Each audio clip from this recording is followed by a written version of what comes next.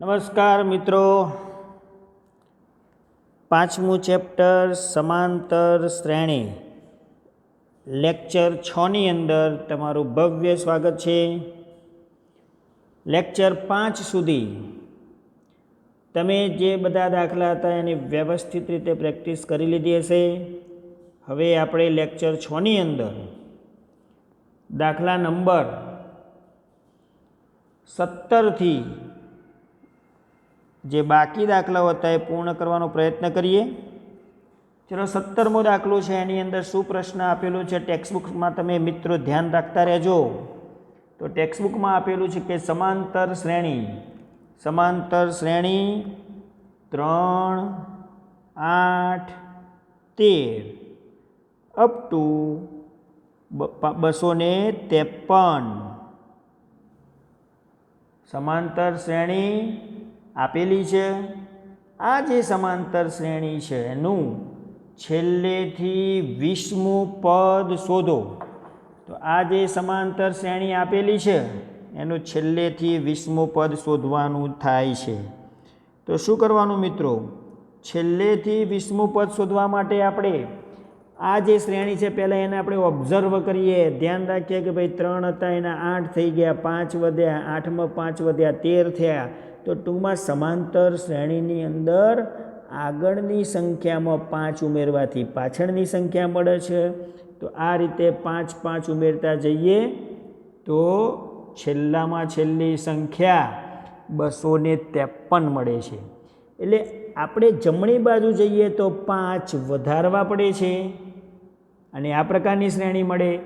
પણ ડાબી બાજુ આવીએ તો શું કરવું પડે? જમણી બાજુ 5 વધતા જાય, ડાબી બાજુ 5 ઘટતા જાય. મતલબ આપેલી શ્રેણીને ઉલટા ક્રમમાં આપણે પહેલાં લખી દઈશું. તો આપેલી શ્રેણીને કયા ક્રમમાં? ઉલટા ક્રમમાં લખતા. એટલે ઉલટા ક્રમમાં લખવામાં પહેલું પદ 253 થઈ જાય. તો આમ 5 વધતા હતા, ડાબી બાજુ 5 ઘટતા જાય. તો 253 હતા. તમે વિચારો, 5 ઘટાડો તો શું થાય? 248 થાય. પાછા 5 ઘટાડો 243 થાય. તો આ રીતે આગળ વધતા જઈએ, ડાબી બાજુ 5 ઘટતા ઘટતા ઘટતા ઘટતા શું આવે? તો છેલ્લે પછી 13 આવશે, 8 આવશે અને 3 આવશે. તો આ શ્રેણી આ રીતે આપેલી હતી: 3, 8, 13, 5 5 વધતા વધતા વધતા 253, પણ ઉલટા ક્રમમાં લખી એટલે 253માંથી 5 જાય 248, 248માંથી 5 જાય 243. તો આ રીતે આપણે 3 સુધી પહોંચી શકીશું. હવે આપણે પ્રશ્ન અહીંયા આગળ આપેલો હતો કે છેલ્લેથી 20મું પદ. જો આ રીતે શ્રેણી હોય તો છેલ્લેથી 20મું પદ, ઉલટા ક્રમમાં લખી દીધી એટલે પહેલાંથી 20મું પદ. તો આપણે શું કરવાનું? તો પહેલું પદ તો આપેલું છે મિત્રો 253. ડી કેટલા થાય? તો બીજા પદમાંથી પહેલું પદ બાદ કરો, 248માંથી 253 જાય એટલે -5 થઈ જાય.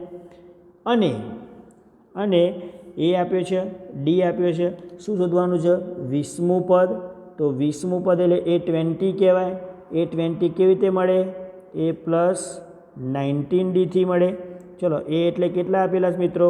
તો 253 આપેલા છે, પ્લસ 19D એટલે -5 આપેલા છે.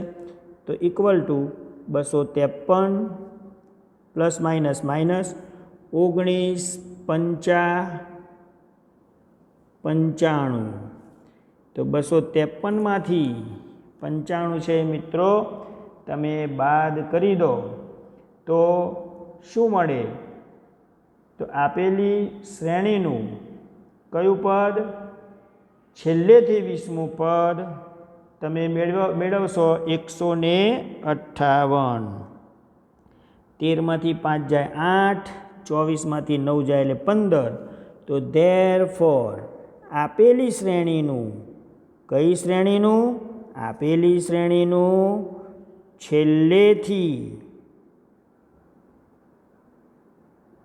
છેલ્લેથી 20મું પદ કયું મળ્યું? તો 158 થાય. બોલો, આ રીતે દાખલો આવડી જાય? ચલો હવે આપણે આગળ વધીએ. દાખલા નંબર 18. દાખલા નંબર 18માં શું આપ્યું છે? એક સમાંતર શ્રેણીના ચોથા અને આઠમા પદનો સરવાળો 24. એક સમાંતર શ્રેણીનું ચોથું પદ અને આઠમું પદ A4 અને A8. ચોથું અને આઠમું પદ જેનો સરવાળો 24 આપેલો છે. છઠ્ઠા અને દસમા પદનો સરવાળો. છઠ્ઠું પદ એટલે A6 અને દસમું પદ એટલે A10. છઠ્ઠા અને દસમા પદનો સરવાળો 44. આ સમાંતર શ્રેણીના પ્રથમ 3 પદ શોધો. અહીંયા શું આપેલું છે? ચોથું અને આઠમું પદ જે છે એનો સરવાળો આપેલો છે. છઠ્ઠું અને દસમું પદ છે એનો સરવાળો આપેલો છે. તો આપણે એક કામ કરીએ. ચોથું પદ અને આઠમું પદ. ચોથું પદ એટલે મિત્રો શું કહેવાય? A+3D કહી શકાય. એ જ રીતે આઠમું પદ એટલે A+7D અને =24. બંને વસ્તુને અલગ કરી દઈએ. ચલો અહીંયા પણ મિત્રો આપણે જોઈએ. છઠ્ઠું પદ એટલે A+5D લખાય. દસમું પદ A+9D લખી શકાય અને =44. તો બે વસ્તુ જેનું આપણે સાદુરૂપ આપ્યું. ચોથા આઠમાનો સરવાળો 24. તો ચોથું એટલે A+3D, આઠમું એટલે A+7D બરાબર 24. છઠ્ઠું એટલે A+5D, દસમું એટલે A+9D =44. તો ધેરફોર એ કેટલી વખત થયા મિત્રો? 2 વખત. 7 ને 3 10 વખત D બરાબર 24. હવે શું થાય? તો 2 કોમન નીકળી જશે. તો A+2 પંચા 10. 2 કોમન નીકળી 24ના છેદમાં જાય. 12 દુ 24. આ આપણને મળ્યું પહેલું પરિણામ. એ જ રીતે અહીંયા પણ સાદુરૂપ આપો. એ કેટલી વખત? 2 વખત. 9 ને 5 કેટલા થાય? 14 વખત D અને બરાબર 44. ચલો 2 કોમન કાઢ દો. તો A વધે. 14 ના અડધા 7 વધે અને 44માંથી પણ 2 કોમન કાઢો એટલે 22 દુ 44.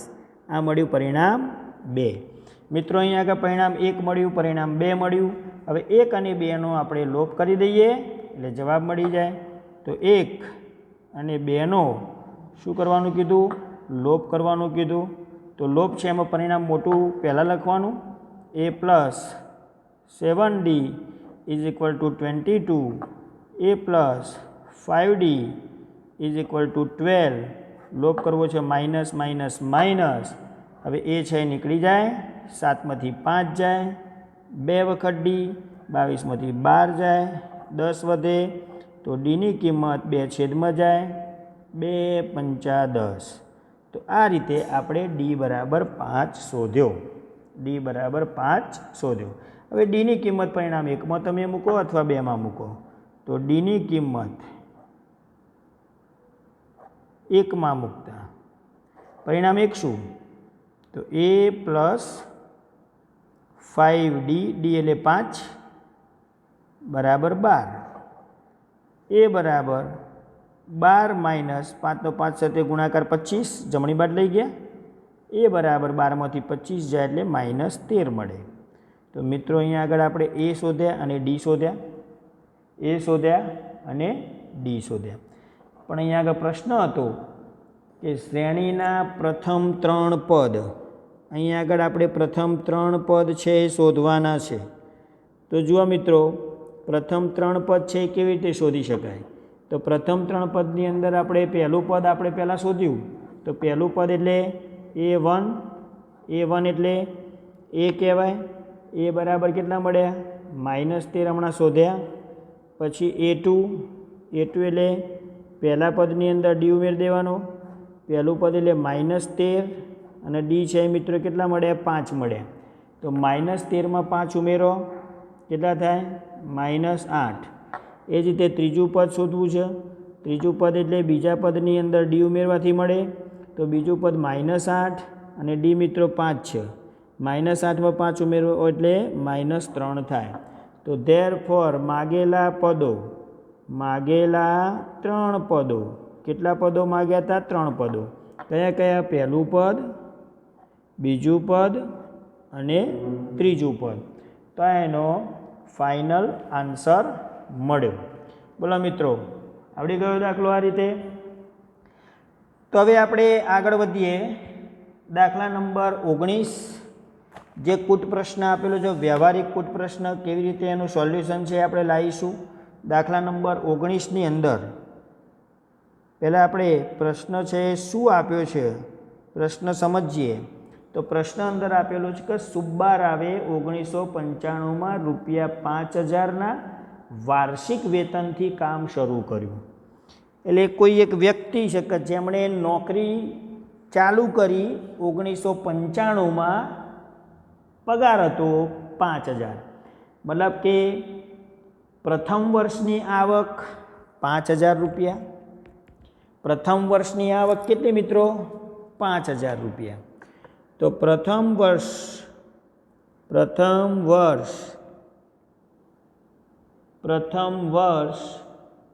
વર્ષની આવક,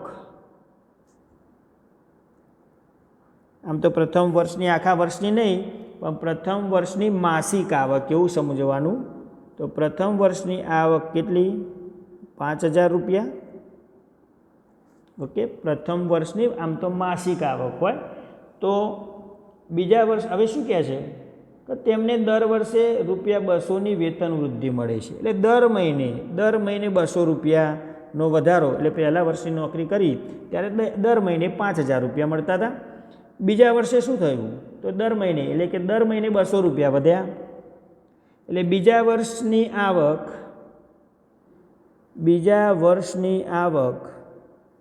એટલે કે બીજા વર્ષની માસિક આવક એવું હોવું જોઈએ. તો ₹200 વધ્યા. એટલે 5000 હતા એની જગ્યાએ 5000માં 200 વધ્યા. એટલે ₹5200 એમની બીજા વર્ષની આવક થઈ ગઈ. એ જ રીતે ત્રીજા વર્ષની આવક પાછા 200 વધ્યા, એટલે 5400 થઈ ગયા. તો આ રીતે એમને પગાર મળે છે. પહેલા વર્ષે ₹5000 પગાર મળતો હતો દર મહિને. બીજા વર્ષે શું થયું? તો બીજા વર્ષે દર મહિને ₹200નો વધારો થયો હતો. એટલે બીજા વર્ષે દર મહિને પગાર કેટલો મળે? ₹5200. એ જ રીતે ત્રીજા વર્ષે બીજા પાછા 200 પ્લસ કરો, ₹5400. તો તેમનું વેતન ₹7000 થવા માટે કેટલા વર્ષ સુધી એમને નોકરી કરવી પડે? સુબ્બારાવને ₹7000નો પગાર લેવો હોય અને ₹200 દર વર્ષે વધારો થતો હોય, તો કેટલા વર્ષે ₹7000 થાય? તો બનતી શ્રેણી, કઈ શ્રેણી? સમાંતર શ્રેણી. બનતી સમાંતર શ્રેણી કઈ મળશે? તો જુઓ મિત્રો, પહેલા વર્ષે પગાર હતો 5000, બીજા વર્ષે 5200, ત્રીજા વર્ષે 5400. તો આ રીતે કેટલા વર્ષ સુધી નોકરી કરે તો ₹7000 પગાર થાય? હવે તમે સમજો. પહેલું પદ એ કહેવાય, ડી 200 કહેવાય, છેલ્લું પદ એને AN કહેવાય. તો AN બરાબર 7000. દાખલો ગણીએ. AN કેટલા આપેલા છે? 7000. AN એટલે શું કહેવાય મિત્રો? A plus n-1 into D બરાબર 7000. ચલો, એની કિંમત 5000 આપેલી છે. n શોધવાનો, ડી 200 આપેલા છે અને બરાબર 7000. ચલો, 5000 મિત્રો જે છે એ 7000માંથી તમે બાદ કરશો તો n-1 ગુણ્યા 200 બરાબર 7000માંથી 5000 જાય તો 2000 થાય. તો n-1 બરાબર 2000 ને 200 વડે ભાગો તો 200 એ દાન 2000. તો ધેરફોર n બરાબર 10 અને 1 11. તો 11 વર્ષ સુધી નોકરી કરે ત્યારે સુબ્બારાવનો પગાર ₹7000 થાય. તો ધેરફોર કેટલા વર્ષે? કેટલા વર્ષે? તો 11મા વર્ષે 11મા વર્ષે કયા રાવ? તો સુબ્બારાવનો પગાર કેટલો થાય? તો 7,000 રૂપિયા થાય. તો આ રીતે આ દાખલો છે મિત્રો પૂરો કર્યો. હવે 20મો દાખલો આપણે જોઈએ. દાખલા નંબર 20. દાખલા નંબર 20ની અંદર શું આપેલું છે? રામકલી વર્ષના પ્રથમ અઠવાડિયે ₹5ની બચત કરે છે. તો પ્રથમ અઠવાડિયાની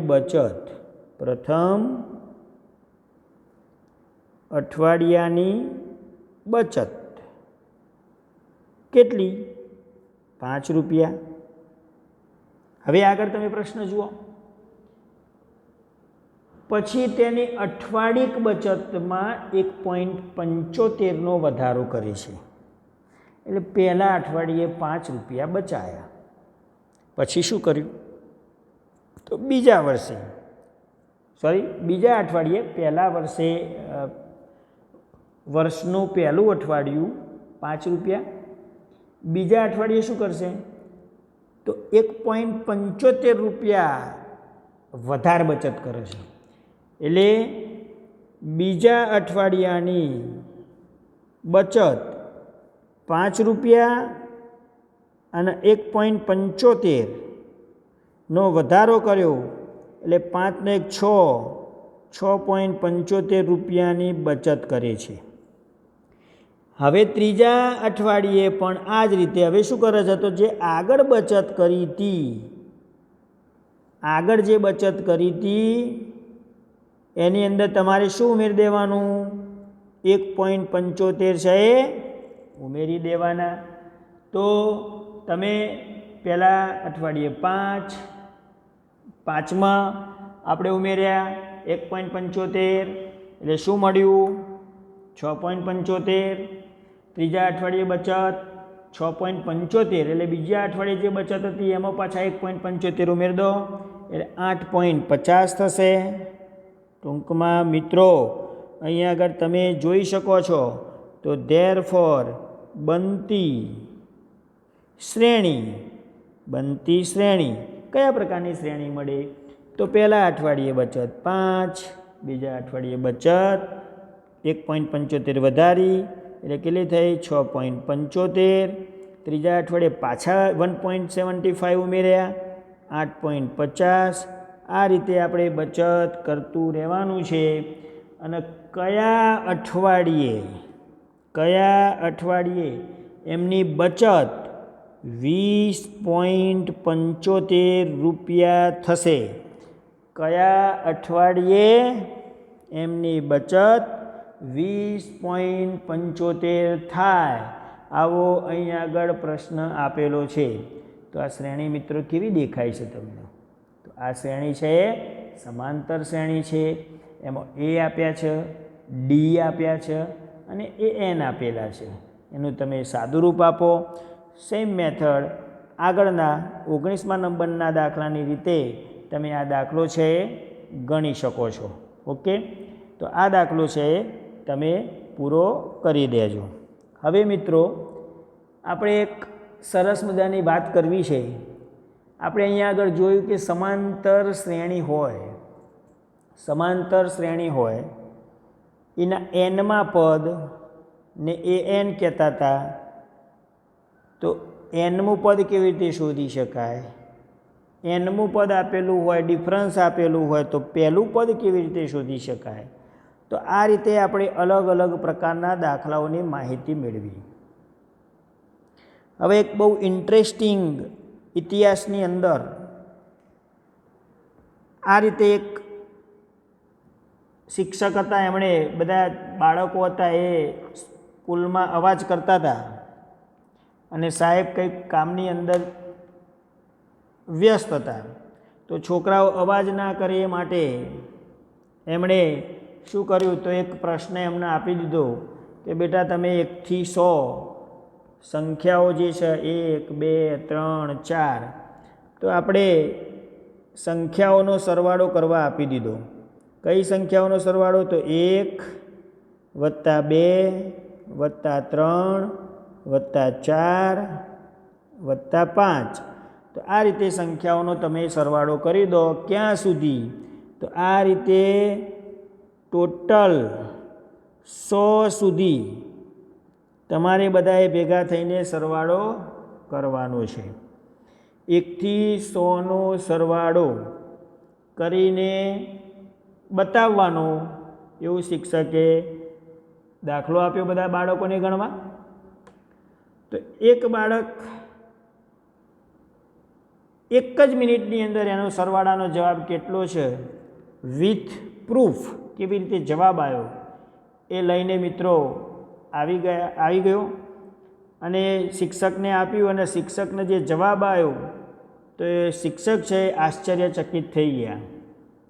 અને બાળક હતો ગાઉસ, ગણિતશાસ્ત્રી જે આગળ બન્યો, જેને આપણે કહીએ છીએ ગાઉસ. તો ગાઉસે જે સરવાળો કર્યો કેવી રીતે કર્યો મિત્રો, તો આપણે એ સમજવાનો પ્રયત્ન કરીએ. તો ગાઉસે શું કર્યું? પહેલાં 1 થી 100 લખ્યા અને એને ઉલટા ક્રમમાં લખ્યા. ઉલટા ક્રમમાં એટલે પછી 100, આગળની સંખ્યા 99, 98, 97, 96 અને આ રીતે આપણે ઉલટા ક્રમમાં લખવું હોય તો પછી છેલ્લે 1 આવે. ઓકે. તો ગાઉસે શું કર્યું કે 1 થી 100 સીધા લખ્યા અને 100 થી 1 ઊંધા લખ્યા અને પછી એનો સરવાળો કર્યો. અને પછી એમનો શું કર્યો? સરવાળો કર્યો. હવે સરવાળો કર્યો એટલે શું કર્યું? તો 100 અને 1 101 થાય. ઊભો તમે સરવાળો કરી શકો છો. 99 અને 2 101 થાય. 98 અને 3 પણ 101 થાય. તો આ રીતે તમે ક્યાં સુધી? તો છેક સુધી તમે સરવાળો કરતા જશો તો છેલ્લે પણ 101 જ થશે. હવે ગાઉસે શું કર્યું? તો 1 થી 100 સીધા લખ્યા, 100 થી 1 ઊંધા લખ્યા. સરવાળો 1 થી 100 નો એક વખત નહીં 2 વખત કર્યો. મતલબ 1 થી 100 એક વખત, 100 થી 1 એક વખત, એટલે ટોટલ 1 થી 100 છે 2 વખત થયા કહેવાય. હવે સરવાળો કેવો મળ્યો? તો 101 101 101 ટોટલ 100 પદ છે. તો 101 છે કેટલી વખત આવશે? 100 વખત આવે. કેટલી વખત આવે? 100 વખત. તો સરવાળો શોધવો હોય તો 101 100 વખત આવ્યા. 101 100 વખત આવ્યા. પણ 1 થી 100 આપણે 2 વખત લખ્યા હતા, એટલા માટે જે જવાબ મળે એને 2 વડે ભાગવા પડે. 101 100 વખત, પણ 1 થી 100નો સરવાળો આપણે 2 વખત કર્યો છે. તો 101 ગુણ્યા 100, પણ કેમ ભાગાકારમાં 2? 1 થી 100 એક વખત, 100 થી 1 એક વખત, એટલે 1 ને 1 2 વખત લખ્યા, એટલે 2 વડે ભાગાકાર કર્યો. 50 દુ 100, 101 અને 50નો ગુણાકાર કેટલો થાય? તો 50 થાય. તો આવું મિત્રો કોણે આપ્યું હતું? તો ગણિતશાસ્ત્રી ગાઉસ, જે ફક્ત 8 વર્ષની ઉંમરમાં એણે આ રીતે જવાબ છે આપેલો હતો અને પાછળથી એ મોટો ગણિતશાસ્ત્રી થઈ ગયો. તો આ ઇન્ટરેસ્ટિંગ મેં તમને સ્ટોરી કીધી. એના કહેવા પાછળનો આશય શું હતો કે આની અંદર પણ સમાંતર શ્રેણી જે છે એ વસ્તુ છે અહીંયા આપેલી છે. તો કેટલીક આપણે અગત્યની વસ્તુઓ છે તમે નોટ ડાઉન કરી લેજો. હું અહીંયા આગળ તમને સમજાવું છું કે સમાંતર શ્રેણી જે હોય એના n પદોનો સરવાળો, સમાંતર શ્રેણીના n પદોનો સરવાળો, આ વસ્તુ છે બહુ ઇમ્પોર્ટન્ટ છે.